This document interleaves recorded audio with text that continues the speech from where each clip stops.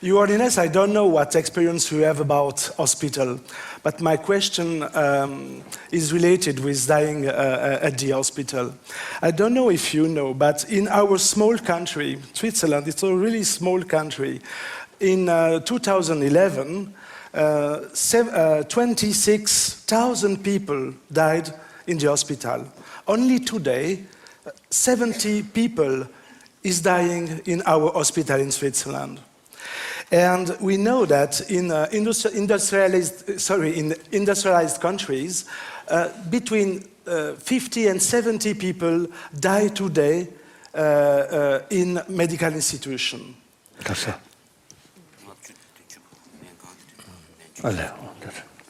And I would like to add that at the same time, this is the numbers, at the same time, we could say that in our developed healthcare system, death is overlooked or even denied. So we have a first kind of paradox.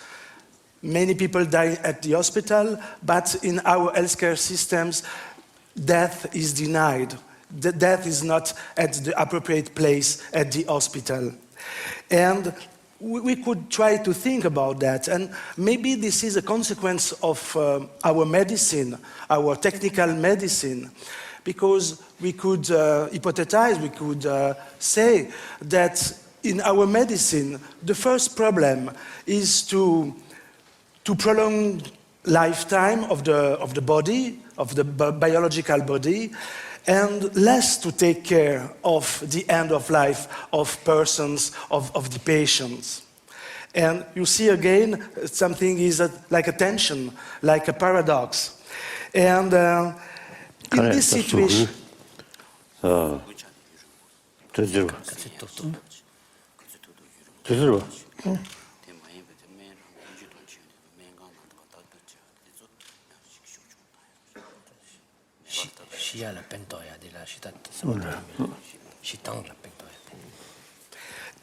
And I would like to add that in this situation, in our situation, it's difficult for doctors to avoid medical obstinacy, because doctors try to save people.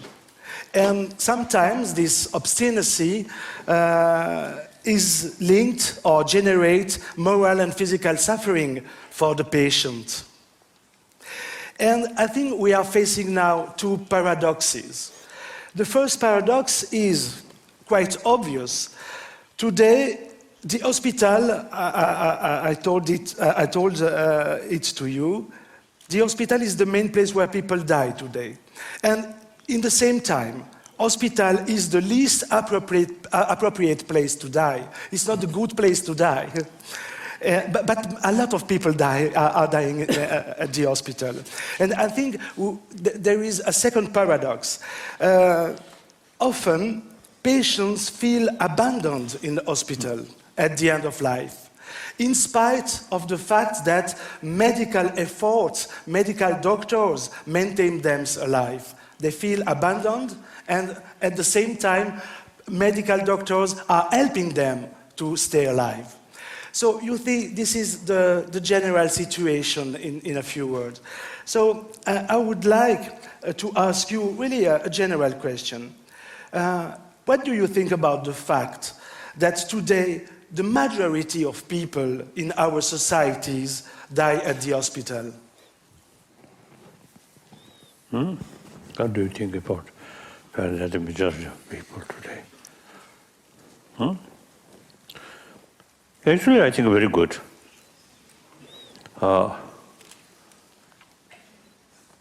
Although hospital is not the place to die, but hospital is supposed, I think, prevent death. So then, the death take place in hospital means now there's end any sort of possibility. So no regret. If you see die, even your own home, there is some friend or the person, dying person, himself or herself also may feel, oh, if I can get some treatment in hospital, I may live another week or month, like that. So I think that's good. So what is the problem? Okay, but I think Kasota Drisha. I think something spoiled. I think like in India, you see, large number of population. They're taking care by hospital, by medical some medical people, not adequate. But you have plenty. Then you see, you feel some kind of frustration. That's, I think, that's keep trouble. Keep trouble. Because the facilities are too good. It's important that when people lack, then they're really eager to have help, medical help, which they don't get. Well, you have all these facility. Then some people, then this question, whether you should die in hospital or not. May I put that another way, little bit blunt? This is a silly question.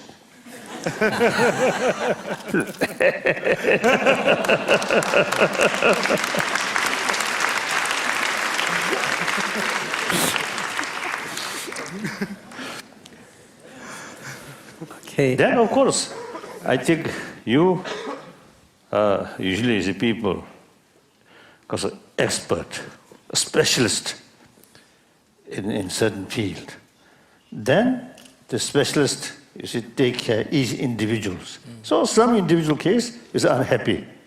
So take that, and then you should put big question. I think that in Tanam Charo.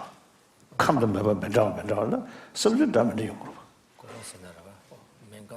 cold atmosphere, home not a family, support. Then, yes, attitude by doctors and nurses, that makes differences. I think all of you, I think, have sort of same experience. I also used to have the experience. Sometimes it's a big hospital, the machines, equipment, wonderful. But the person who really handled these doctors or nurses treated you like a machine, taking care or repair one sort of mechanic thing. Then here, no need affection or respect. If we, while repairing, sometimes in the past I also say repair a watch. So when I repair a watch, no need respect, no need affection, but simply handle that. We human being, even animal, not like that. So we must sort of show human affection.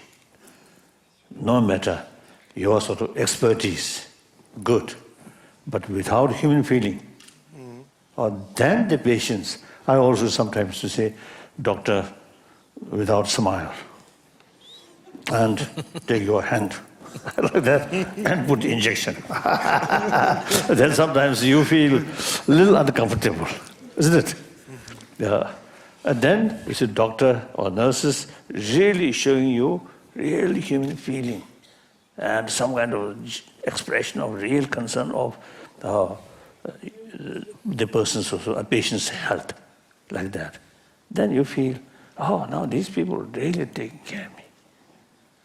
So we are sort of living being who have the experience of feeling or pleasure, because of the pain and pleasure in mental level, beside physical level, mental level. So therefore, that is, I think, very, very important. I think that you can easily sort of carry some kind of lesson concerning people of hospital.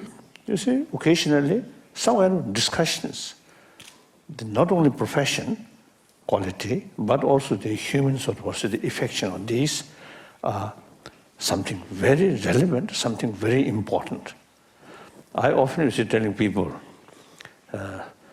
in Tibet,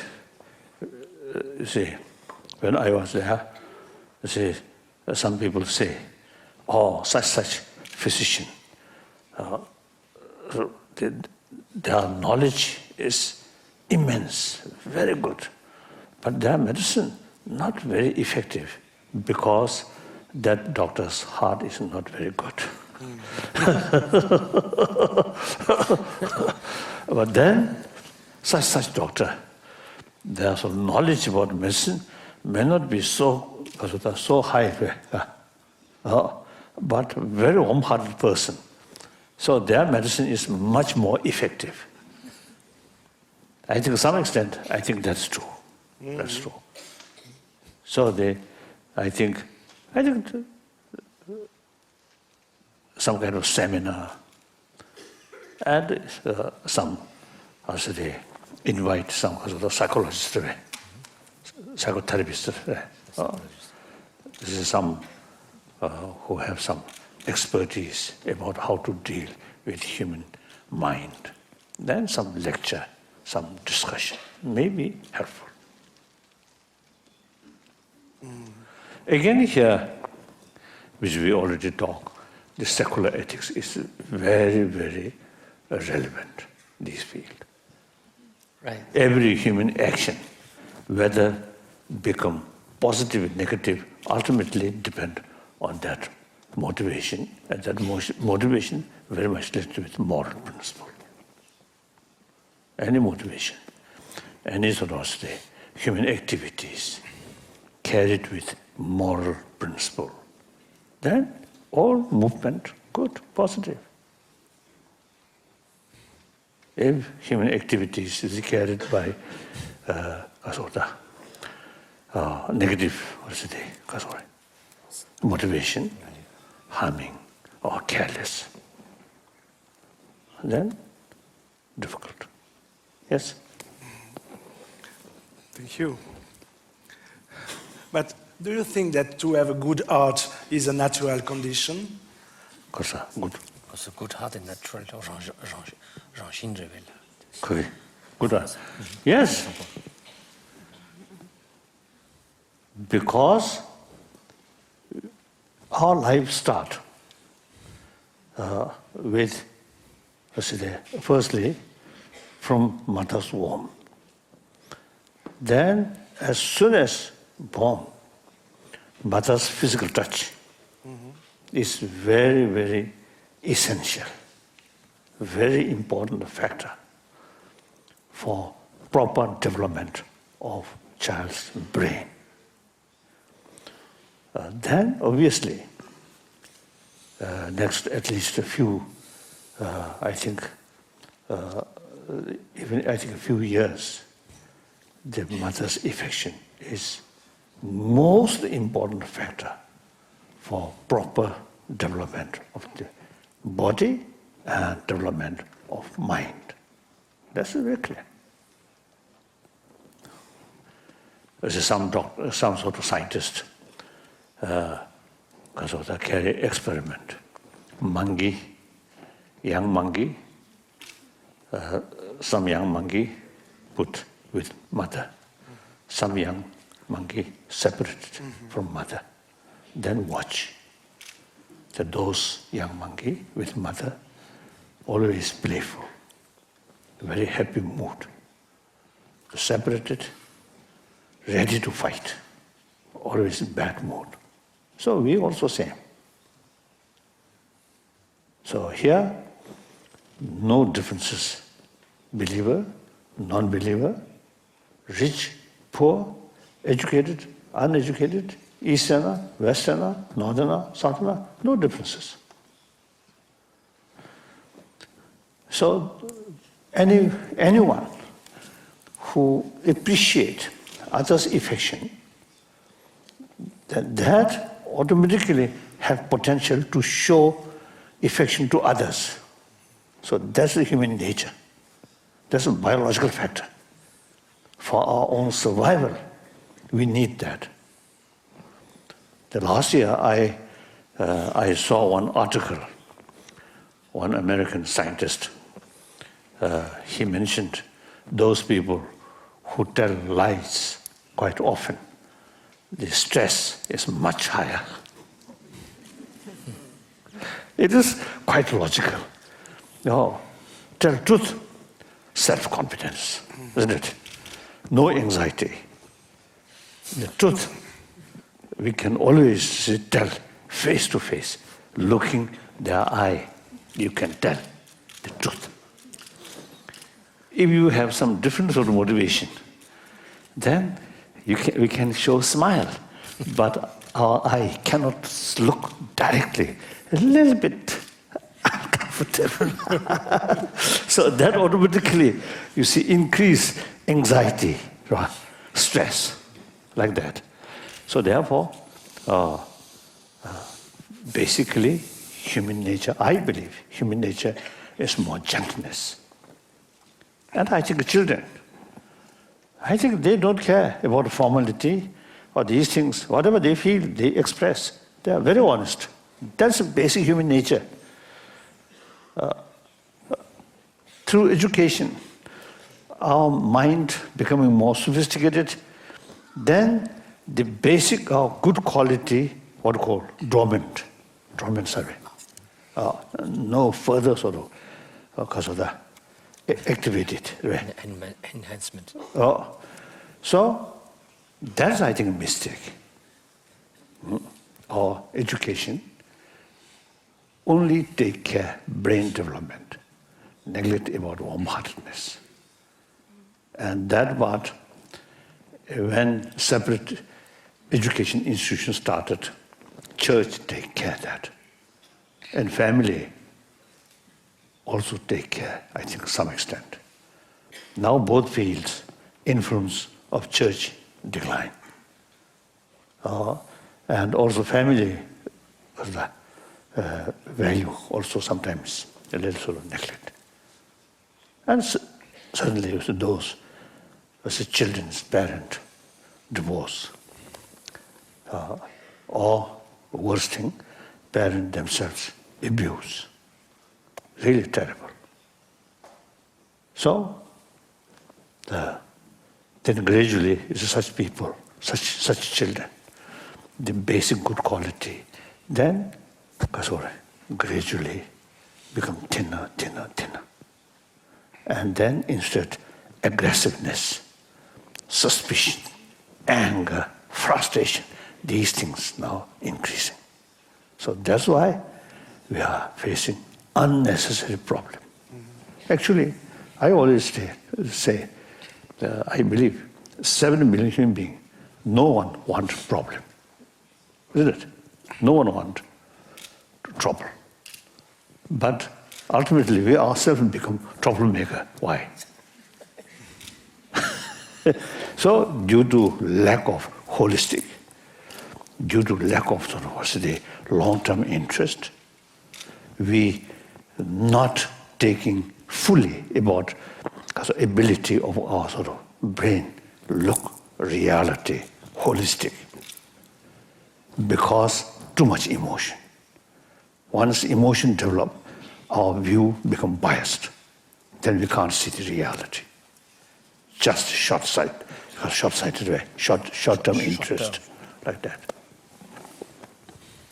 Thank you. Thank you very much. Thank you.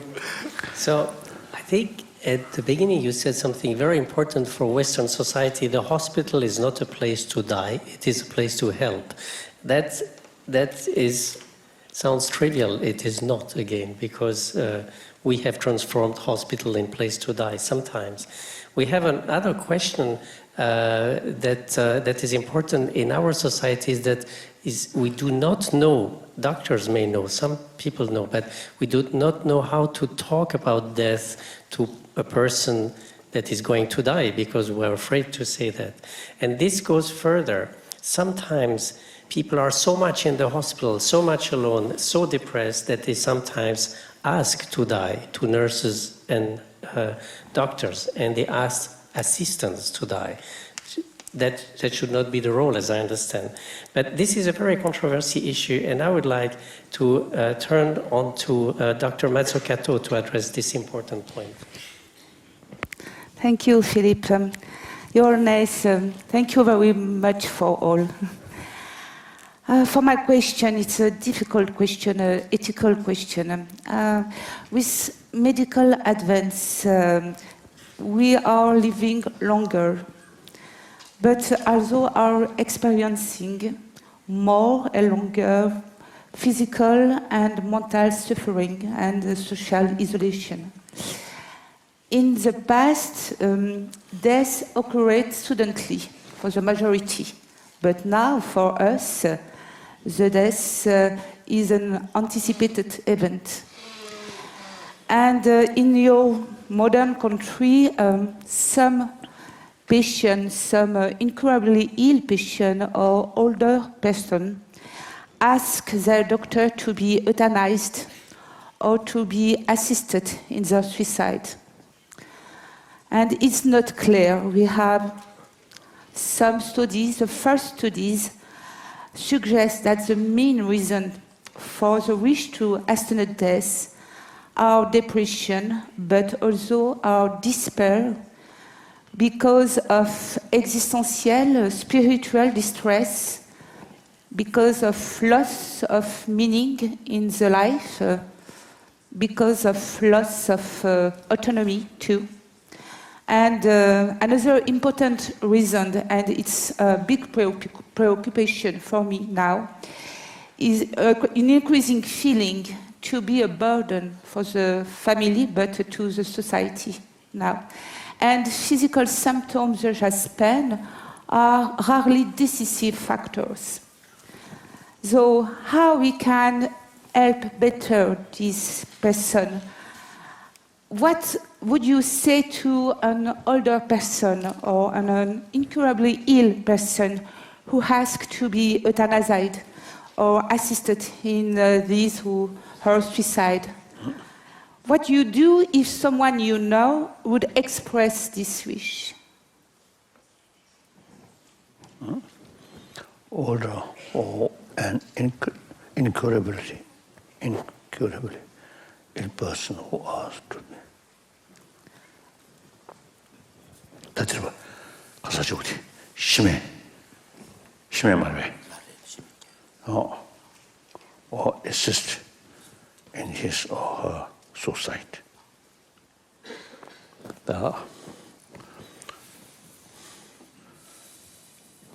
I think, you see, we have to further sort of analyze or study that person's sort of wish to die. What's the reasons? Is the reason a sound basis? Then okay. For example, you see they're quite expensive using this machine. No hope to fully recover. Simply keep your body alive. But basically already dying like that. And then the kasachoti expenses, the family member also you see then find difficulties. And at least you see in any case no hope for survive, but only create more trouble.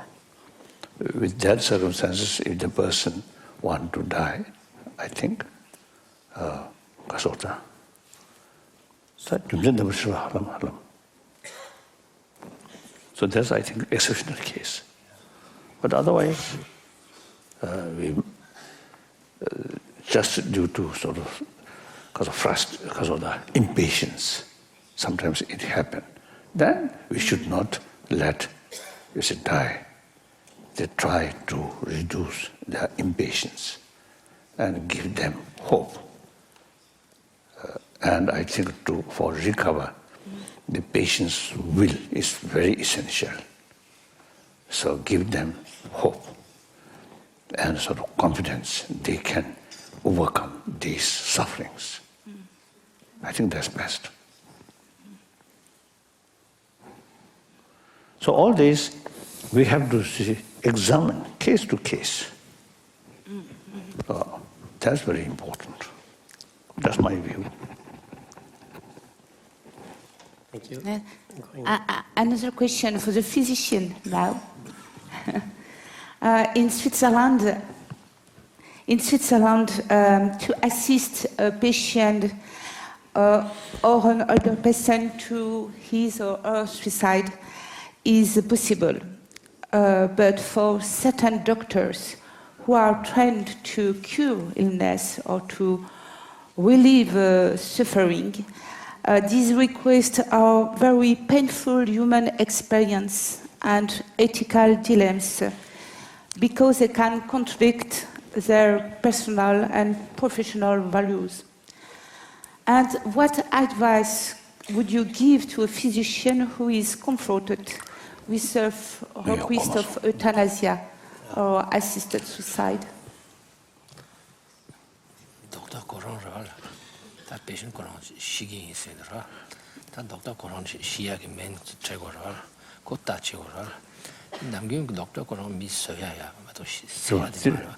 Te Koran se pe ethical decision pe kale ka vore se Koran se que lo jong chasan la dans galwa da hoshira. A dit Koran se sa kale dose. A dit this. Ji ximen treala. 这种早的对吧？判的那啥的，也是讲的，是吧？不找这个判不出来哪里的，少数过了吧？大过了那就其他不就讲了，10年判了那钱元了。So it's all based on the use of compassion, because And compassion and wisdom. Wisdom to evaluate the balance between harm and help. If it harms more, to refuse a particular intervention. Now I think here you see, we have to make a distinction. Harm and benefit, immediate, long term. The long term, harmful, we must avoid.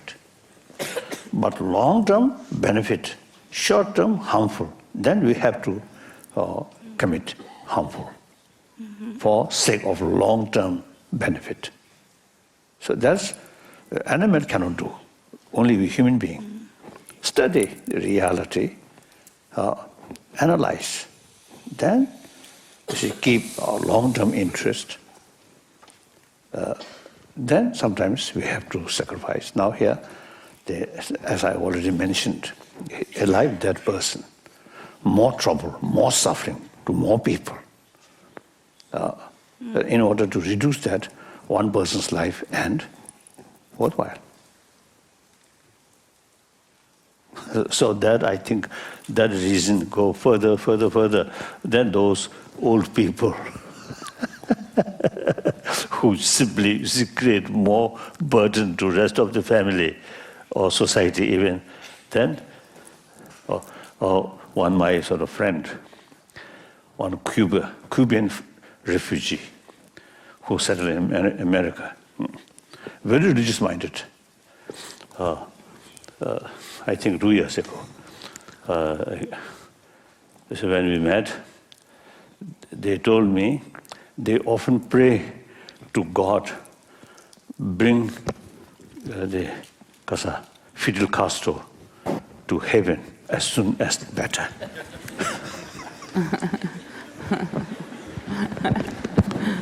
So very nice. He don't like Fidel Castro sort of oppressive sort of regime, but not bad motivation. Please bring to heaven. Pray to God. So that's mutual benefit. To him also benefit, and the rest of the sort of people who suffer under his regime also some benefit.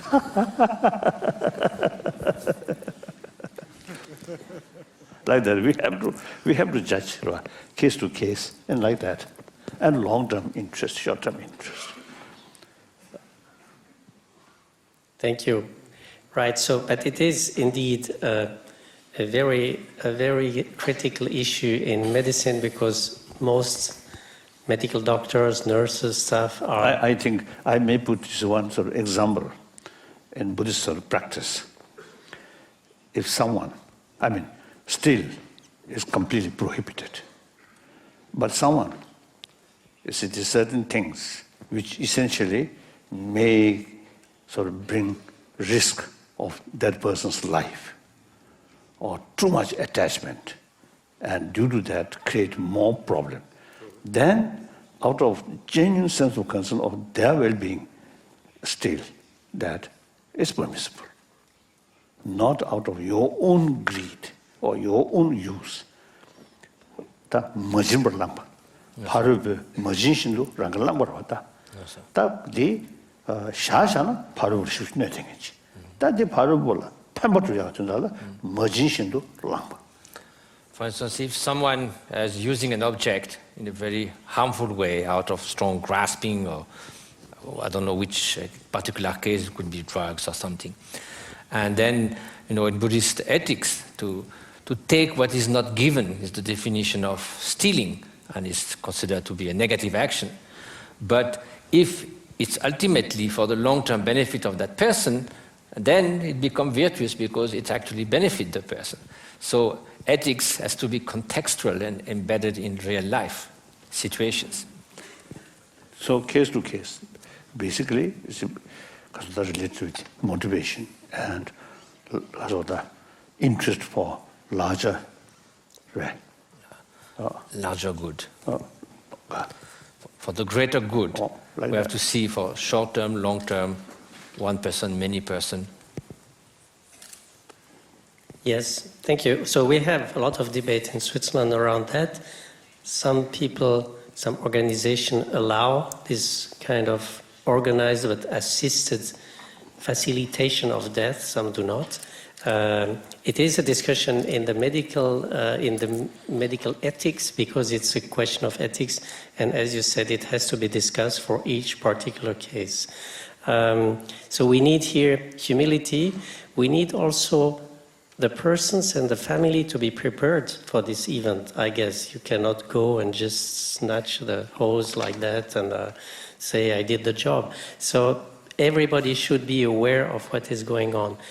So you have to prepare for death. And as this morning session, you mentioned very clearly, you have to prepare your life for aging, but also for death. I'm from Occidental culture, and I'm not sure I can do this well, at least not yet. But the question is crucial, how to prepare death, if we can. And I would like to hand over now the microphone to Dr. Jelena Martinovic, who addressed this type of question in her recent doctoral dissertation on near-death experiences. Absolutely. Oh, yes. Your Holiness, I'm interested in reports on experiences close to death. These experiences are known in Western societies at least since antiquity, but they have gained an interest since the 1960s and 70s. We are all familiar with the near-death experience. However, I do not want to follow here the usual debate, which wants to know whether these experiences can prove the survival of the soul after bodily death, or if they can be studied scientifically. I simply consider these experiences as an example of how human beings deal with death. So in the Western societies, we have a vast amount of descriptions coming from survivors, such as rescued climbers, rescued nearly drowned persons, or successfully reanimated patients. And they claim that the near-death experience has beneficial effects. They fear less death afterwards, and they embrace more fully life. So one particular example we have in the Western tradition is Michel de Montaigne, the French philosopher from the 17th century. After having had a horse accident, he actually started to and during this accident he believed to die. He started afterwards to write his considerations on death. And in this essay, he says that everybody should be able to contemplate and to imagine his own death every day so as to be able to be prepared to death. So coming back to nowadays, we can observe, at least in Western cultures, that there is a preference to die suddenly in order to avoid suffering. But at the same time, we have seen with just these recent examples that there are many terminal ill patients who have sometimes difficulties not knowing how to apprehend death or face death. So, Your Holiness, I feel free to ask you, is it essential to train ourselves to experience death? And if yes, how could we do that? Obviously, I think even some difficult, say, event,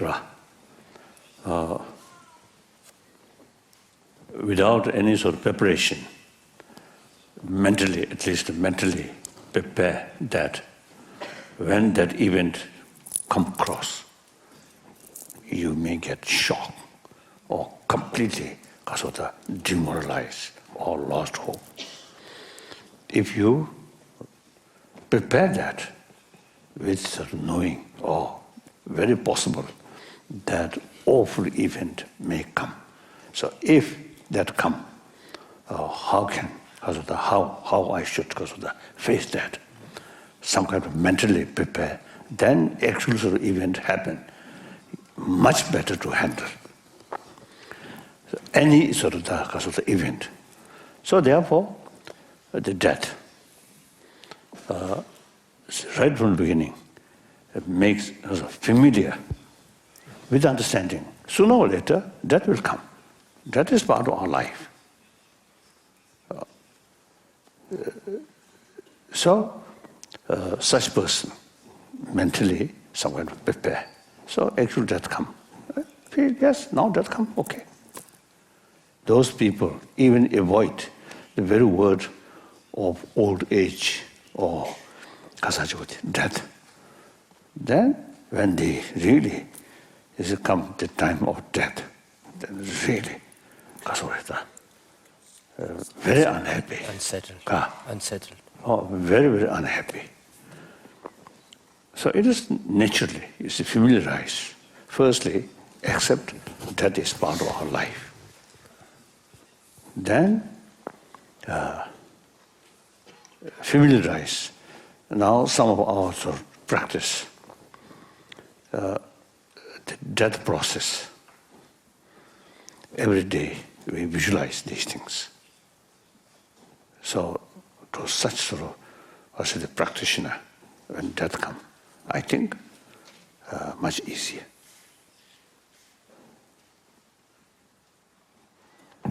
That's the mission. Dirvada. That's all. The Nangwe practitioner is the child. That was a multi-way window. Jenny, Chevarup, Chivala True, Chevatia, Kabutia, Ding Mr. Tamon Minju. So we say that according to the level of spiritual preparation that applies to practitioners who have taught and meditated upon impermanence and death, in the best case, they are so prepared that they welcome with sort of ease and almost joy, I mean, like meeting a friend. In the middle case, at least without fear. And in the worst case, at least without regret. So that reflects having familiar with that process as part of life. So I think those traditions have, because of the concept of life after life. Then death is simply like change body. You still remain continuously, life after life. Then I think one genuine, faithful Christian, when death comes, if you, in both cases, the person lead. This morning, we already mentioned the carried meaningful life. Then, at the time of death come, no reason feel regret. And the person who believes God as a creator, yeah, God creates now your death because of the Created you and your life. So your life now, God created such a way, now time of your death come. Then believe God. Then at least some period, complete rest in coffin. Then wait, final judgment. So it's a firm sort of belief. God is infinite love, merciful. God never create bad things. So single-pointed faith. And then no reason to feel fear or some sadness. God planned that way. That was very powerful. Then non-believer should accept the reality. Now death come, although better live another few more years, but now death come is a fact. Now you have to accept that. One Buddhist scholar in 8th century, Shantadeva, he mentioned, he expressed, when some tragedy happened, or about to happen, analyze that tragedy.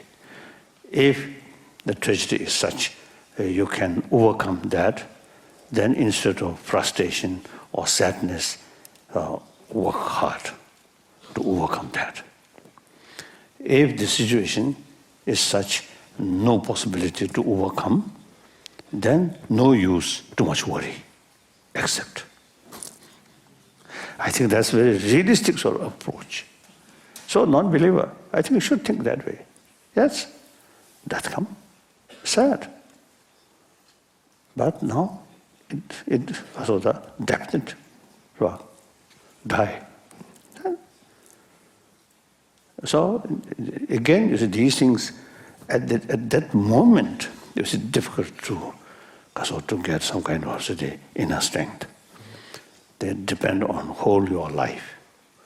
Your life, utilize some useful, mainly not making money, not making sort of enemy, but making some benefit to others.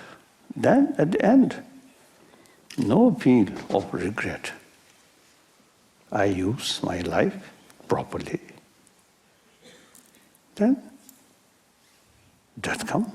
I said, no fear, no regret, no regret like that.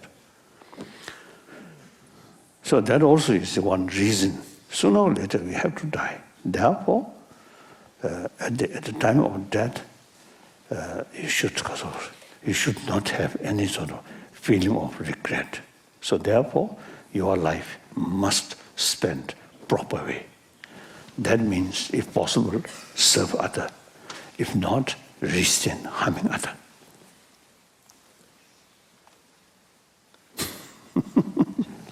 So as a non-initiated Buddhist, if I ask for a simple exercise, would it be, for example, to train myself or ourselves in the idea of annihilation?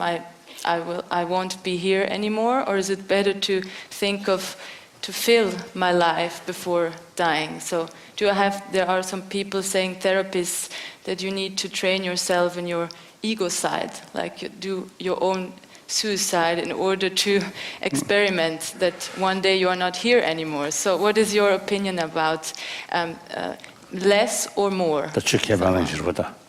Chitan kemelon va ina non pecho que la menga du da shi tamjil penton va.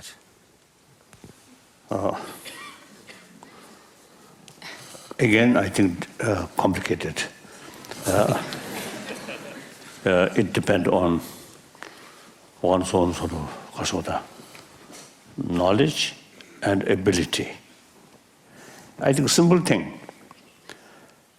Try to develop ability during dream time, dreaming. So without training, sometimes we develop sort of awareness. Now I am dream state. I am dreaming. Lucid dream. Ah. Lucid dream. So that, I think, the first step. Then once you have the ability, when dreaming, now I am in state of dream. Then you say, try to control dream. Then you say some meditation, that dream state. Then you get the deeper experience, the dissolution of elements, grosser level of elements.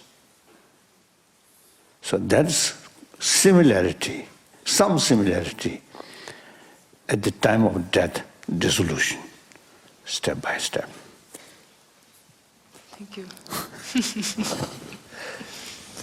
Lifetime learning, really. And I think a lot of unknown in quantitative sciences, at least. But I'll try to remain naive and with the following. After my own death, there will hopefully be survivors, friends, relatives, family. And how do they have to prepare for my death, and how do they have to go through my death and after my death? I would like Professor Maya Burger from Indian Studies to address this issue.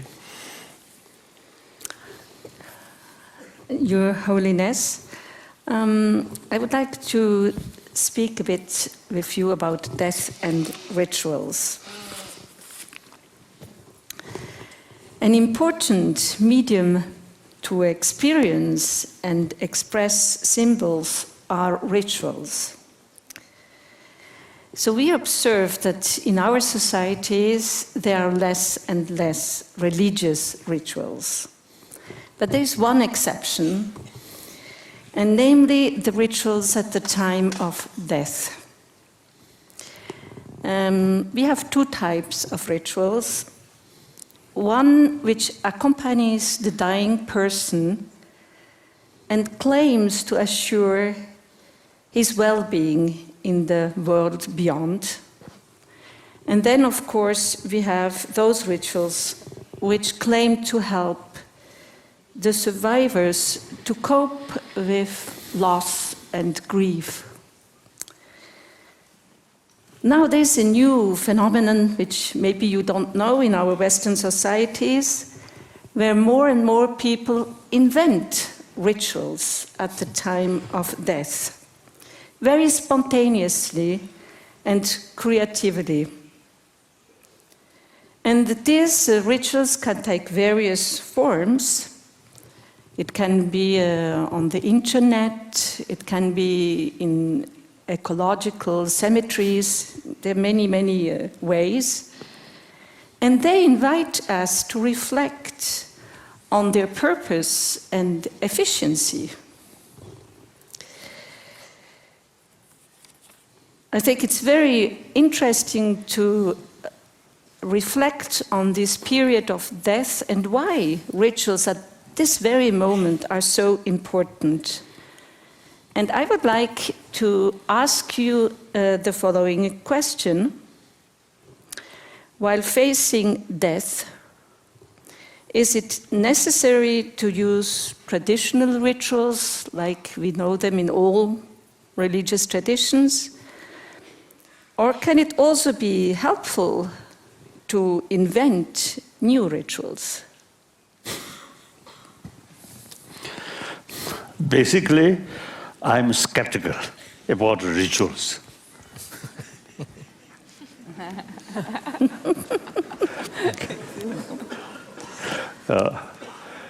Ritual with, I think, deeper understanding and deeper experience, then good. Without sort of experience or understanding, that just you carry some sort of the prayer and some offering, I don't think much help.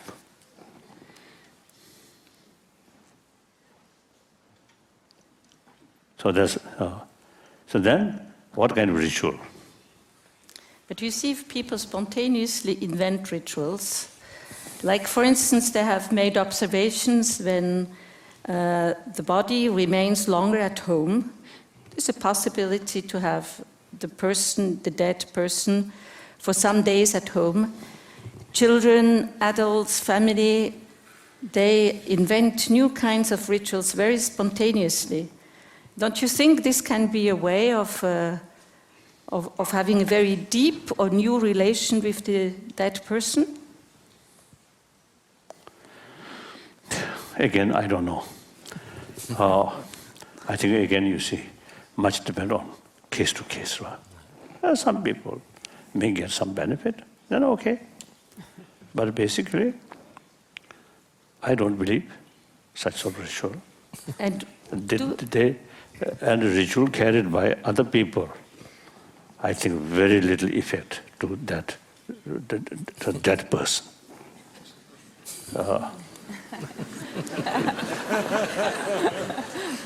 The real thing, the person, the dying person, while he or she alive, think more seriously about death, and at least, you see, carry some sort of meaningful life.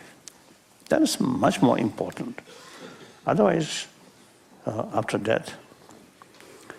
So may I ask you a personal question? Yes. Do you yourself practice some rituals to prepare your death? Not ritual, or simply, you see, the training our mind. And the visualization of, you see, generally speaking, 8 different stages of dissolution. The body element, solid, liquid, and heat, energy, then consciousness. Consciousness also, grosser level of consciousness, more subtle, very subtle. So altogether 8 because of the stages. Stages of dying. Of dissolution. Dissolution. Sort of element, body element. From grosser level, more subtle like that. So that I, every day, I think for 5 times, compulsory, this is the visualization, these things. Suppose sort of preparing my death. But I do not know when actual death comes. I really, you see, they practice these things or not, that still do not know, no guarantee.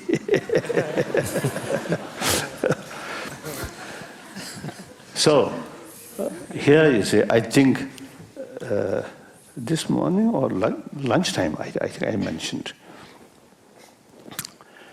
there are cases, person after death, body still remain fresh. Some cases, at the time of death, body, because of long illness or old age, very weak. But after sort of stop breathing, the brain activities stop, the body becoming more fresh, more because of the Glowing or some kind of... glowing.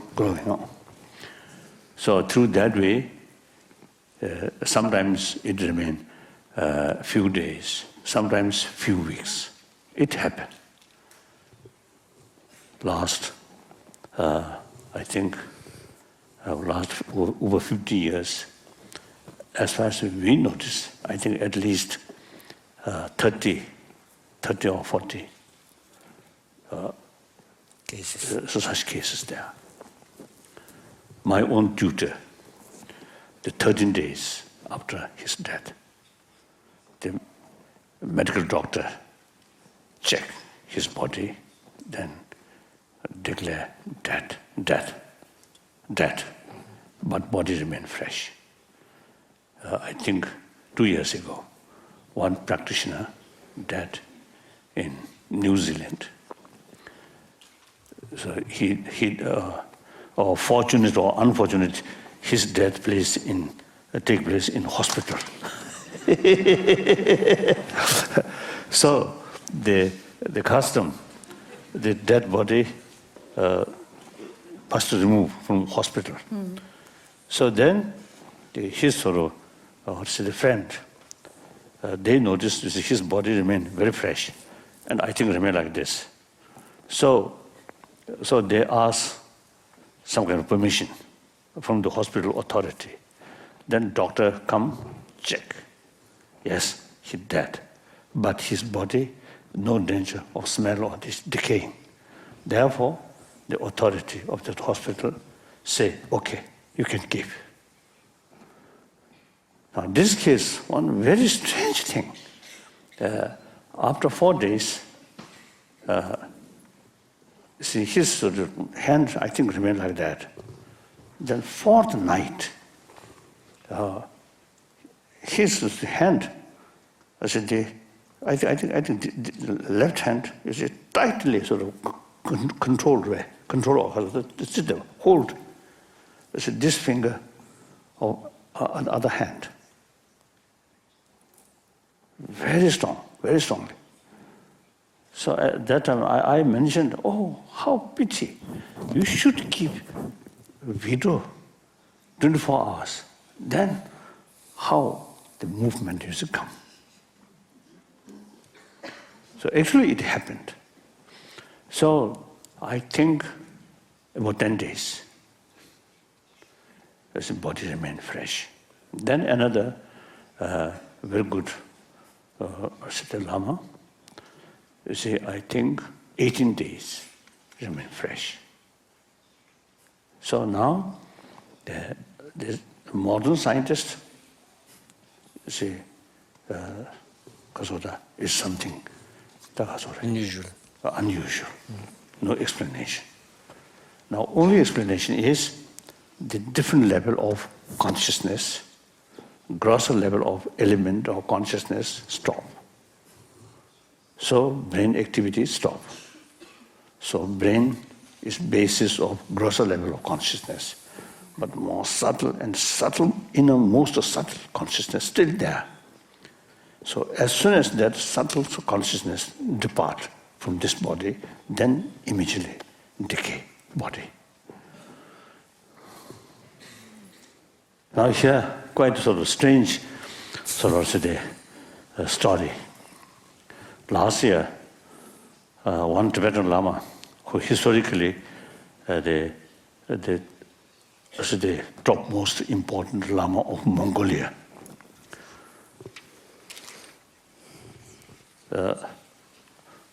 one way, because the highest Lama in Mongolia, but while his physical okay, the Mongolian government never permit his visit there, or not permit remain there. When Mongolian government give permission, and his body, or then becoming very, very, very fragile, cannot talk much. So, consider very highly spiritual, highest spiritual leader, but go like that way. But now he's dead. I think 19.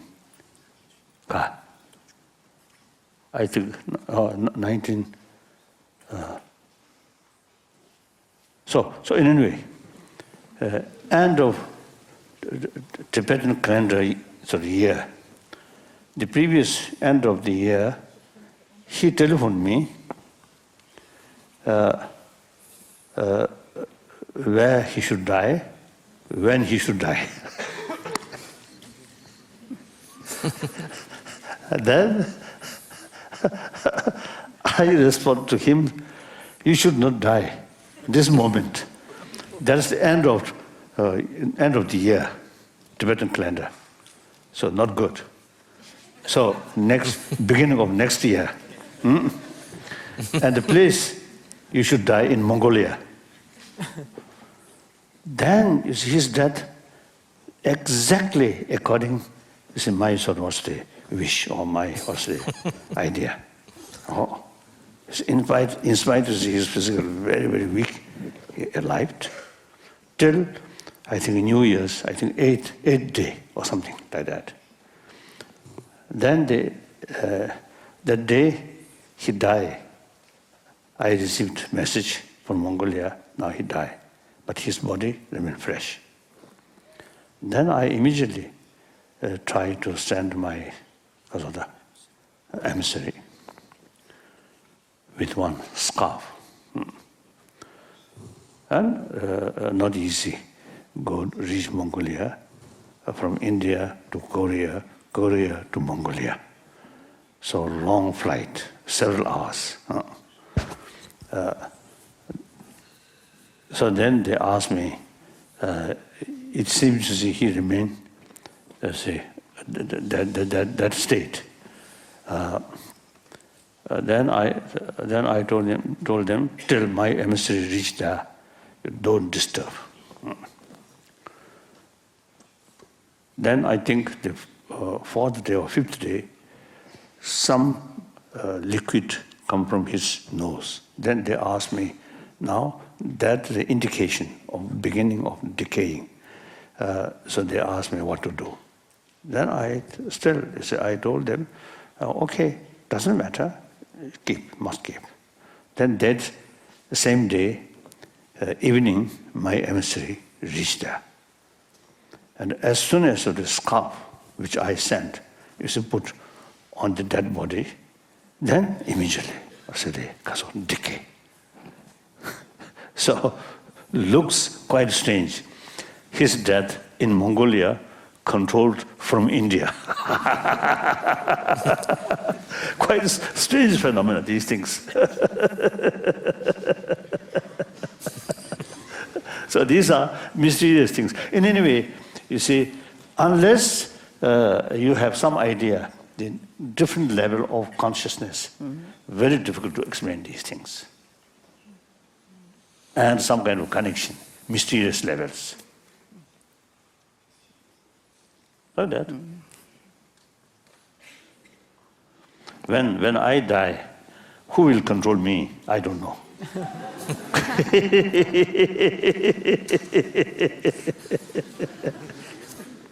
Yes. Thank you. So, Your Holiness, I noticed one thing: you are skeptical about rituals, and skepticism is a feature of scientists. Yes. So we rejoined us really on the skepticism issue.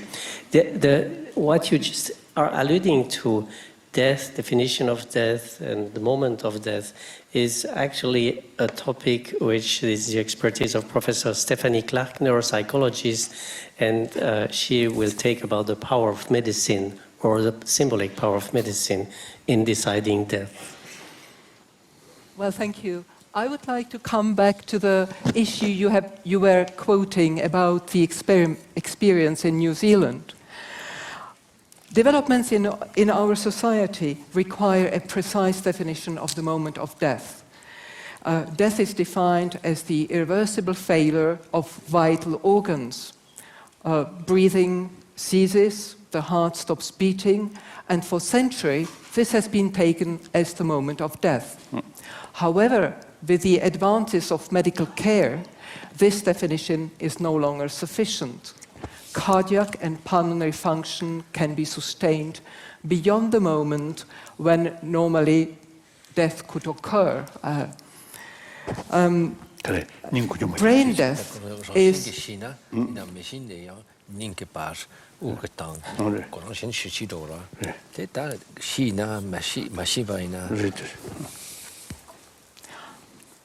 we no longer can rely on cardiopulmonary arrest as a sign of death. The decisive feature of dying is the definite irreversible failure of brain functions. Medically, it can be defined as a patient in a coma who can no longer breathe. There are specific signs in respect to eye movements.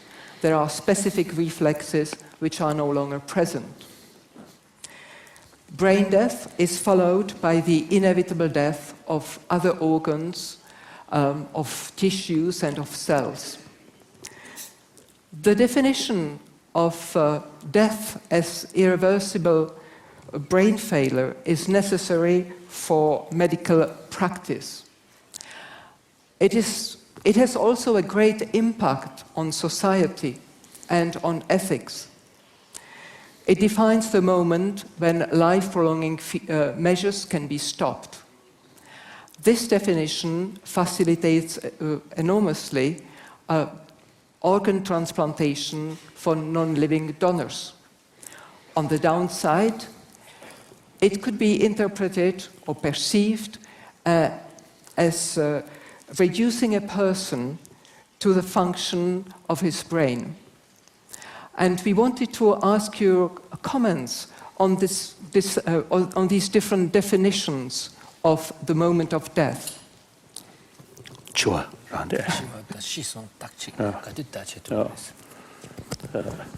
according to this concept, subtle level of consciousness, then they stop the heart beating, and then within a short period, the blood circulation ceases in brain, then brain dead.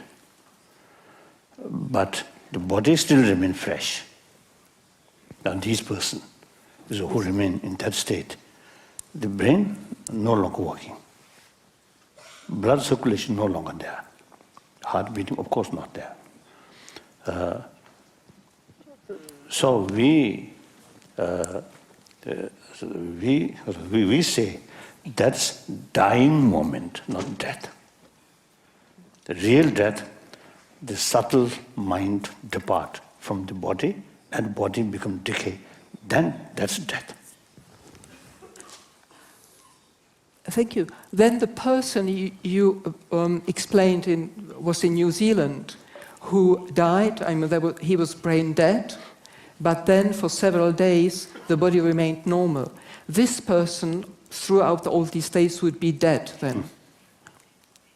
So dying moment. Yeah. But that's why you see I sort of express my because of the picture. Camera must there. No, right. We ourselves, you see, difficult to explain. Mm-hmm. Yeah. All sort of energy stop, cease, but hand movement take place. Okay. So how it happened? We ourselves confused, not adequate explanation. So we have to sort of work with help of sort of scientific research work and our own sort of explanation. That's rather sort of because of the new phenomena.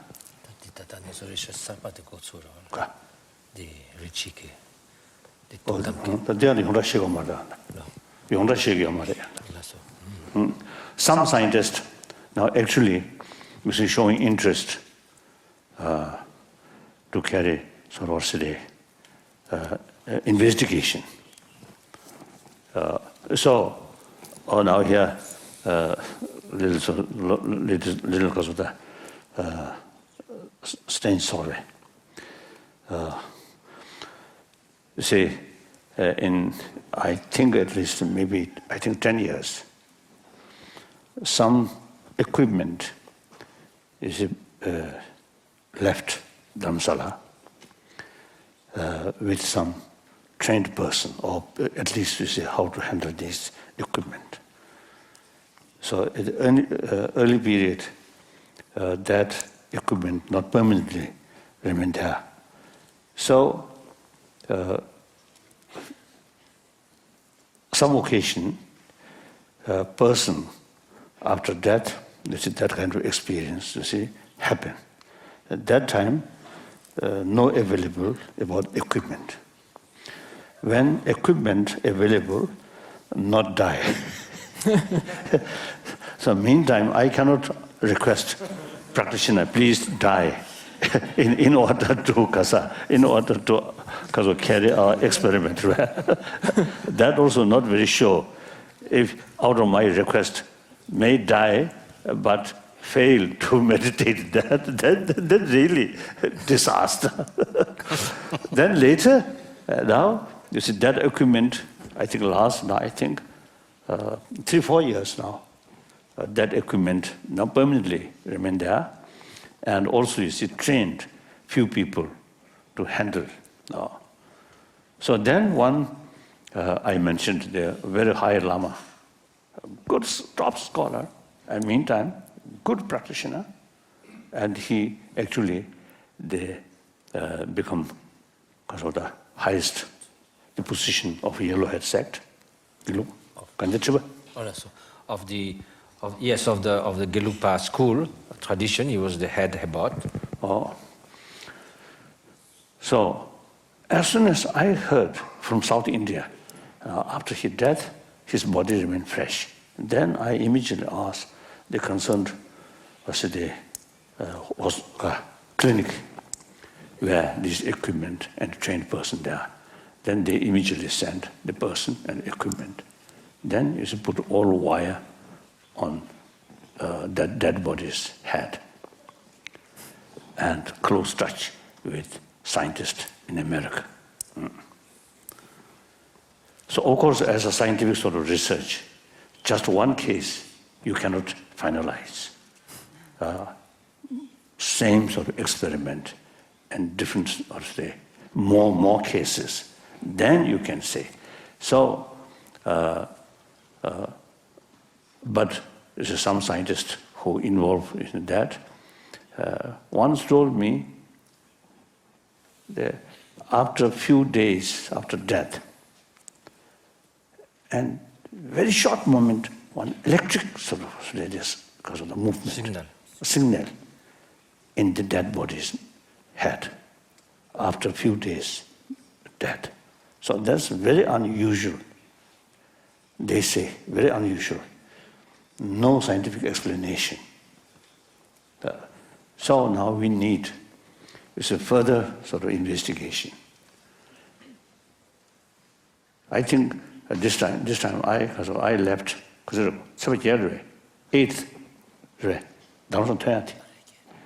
8th this month I left.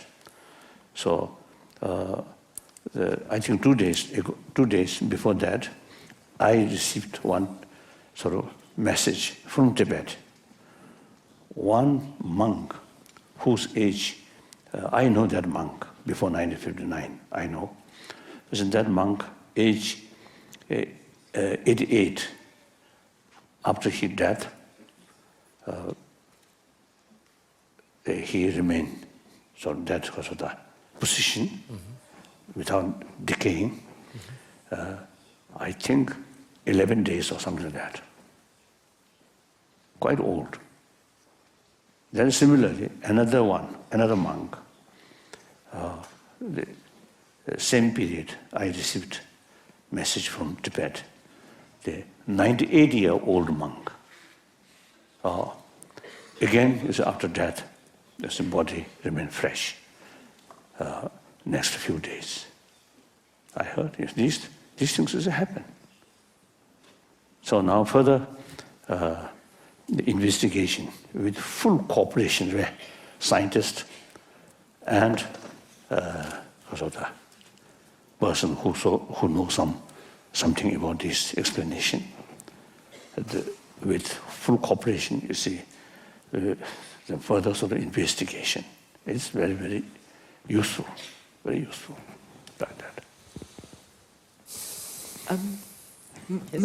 May I ask you, how do you consider these events?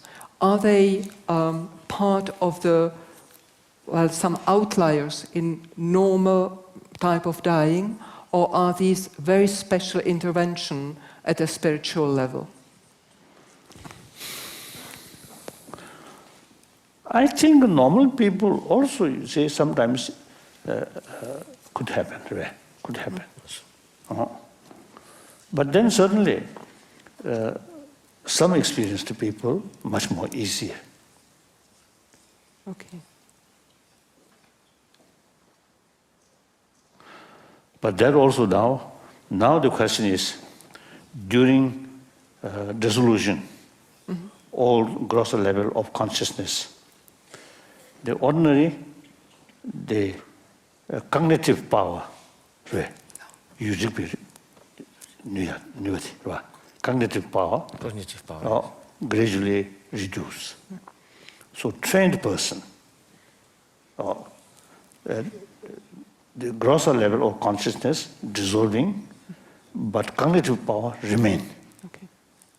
Then, at that level of very, very subtle level of consciousness, then carry that consciousness become kasota.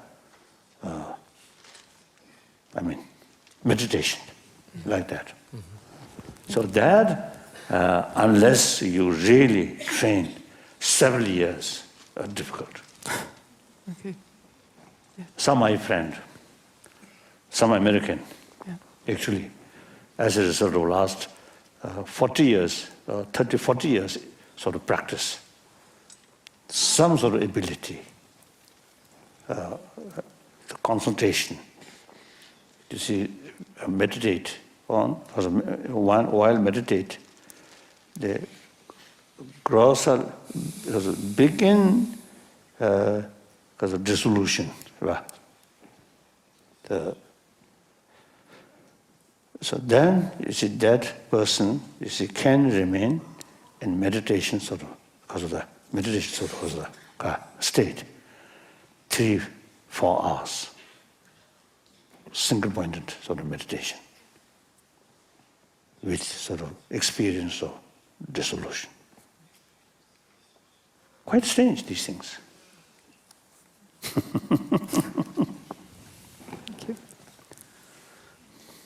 Thank you. Is this compatible with organ donation? Because organ donation.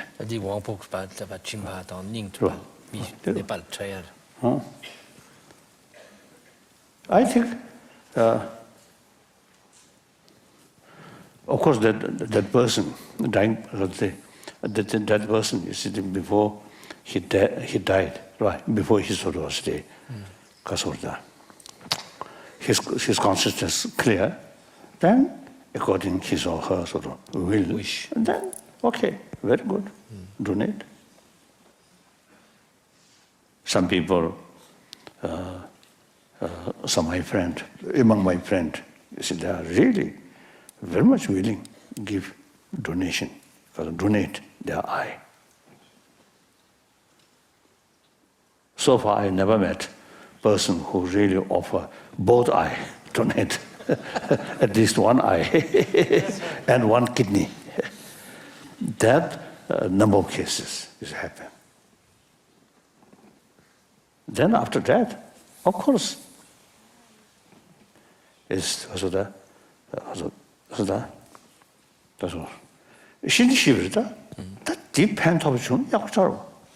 So once we are dead anyway, if we can do something further beneficial to others, well, that's perfect. One great sort of Tibetan sort of Lama, I think, in I think early part of this century, the 20th century, after he died, usually you see people sometimes you see keep body,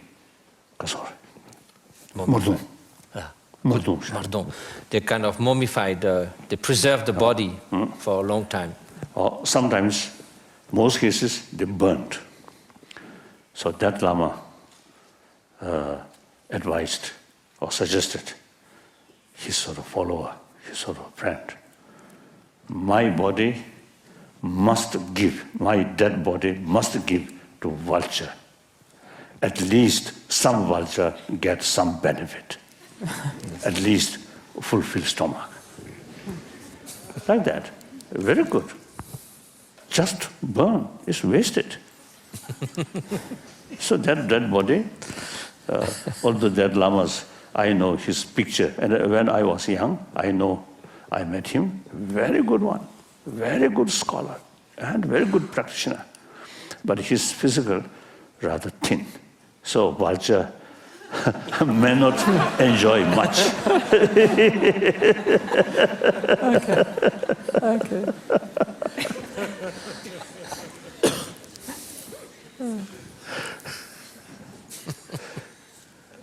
Thank you very much. So,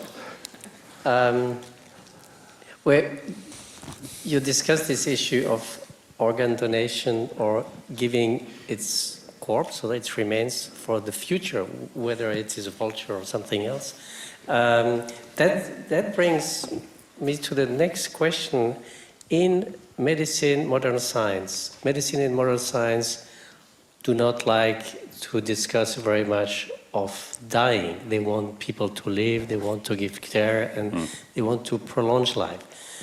There is an abyssal question here because they cannot avoid death at the end. So how to play with that and what is pertinent or not pertinent? I would like Dr. Kaufmann from the front seat here to address this question to you.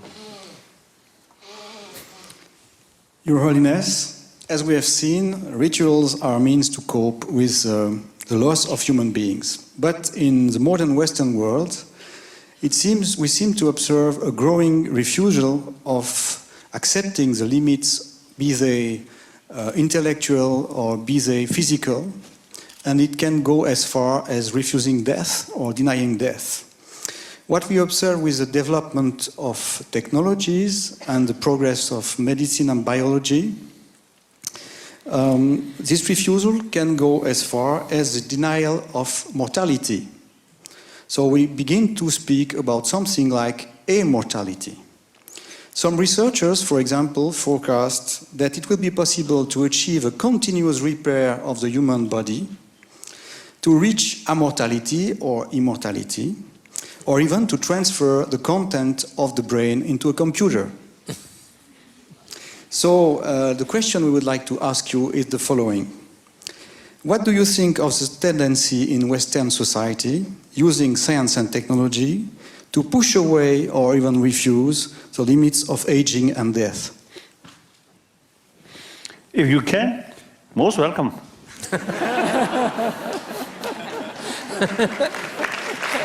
And then I want to add something. I often used to sometimes telling people, some mischievous people, in their brain, the part of their brain, or part of human brain, usually is common sense develop. So some of these,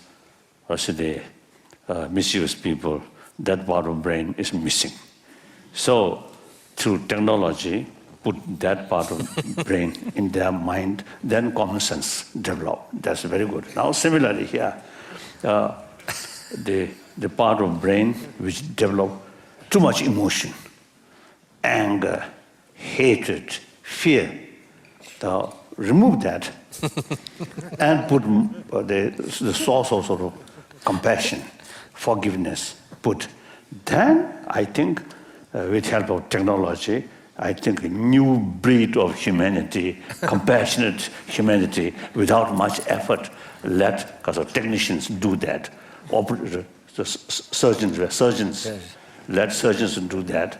Then I also, most welcome, without my own effort. Show, please, take here. I think, again, this is a question. Because immortal way. Immortal. And is life really meaningful, compassionate? Then very good. But if you see too much emotion, like present hours of experience, continue, then I think some cases as the Cuban sort of believer, you see, they pray, I think better to limit those troublemaker, I think remain forever. This is more trouble. So I don't know. This I think difficult. Just at lunchtime, I mentioned the science and technology. Theoretically speaking, if they create certain sort of synthesized matter which can act basis of consciousness, then you see new life, new sentient being can develop. Our own case, right from the beginning, not like this body, not like this brain, very tiny sort of jellyfish. And that also is go further, without consciousness, just particle. Then gradually, through evolution, reach certain level, the combination of these sort of particle become sort of complex to become basis of consciousness. Then sentient beings start. So the brain substance, because through evolution, you see change. Now, last I think, I think human being. few hundred thousands, this present sort of brain develop. Then another, I think after 1 million, maybe it's a different shape of brain. Then maybe different sort of emotions.